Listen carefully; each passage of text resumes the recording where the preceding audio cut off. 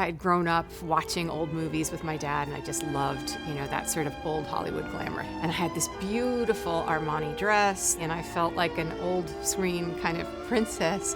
But I'm glad I got to share it with my dad because, he's no longer with us, and it was a special time.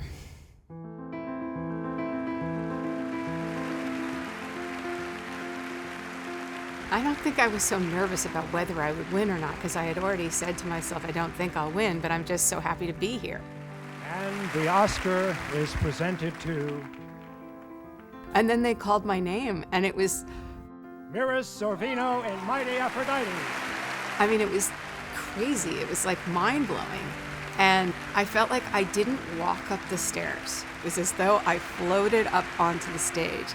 And I had this crazy feeling of love from the whole world because, so many people watch the Oscars. And I felt this kind of wave of energetic love that I couldn't have expected. And I don't even know how to describe it, but it was kind of overwhelming. It was amazing.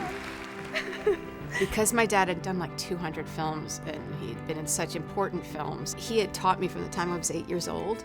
He used to give me classes in my living room, So I said, when you give me this award, you honor my father, Paul Sorvino, who has taught me everything I know about acting. I love you very much, Dad. Maybe the most important thing that he taught me, he said, Mira, what's the worst that can happen? You can get fired. Every actor gets fired at some point.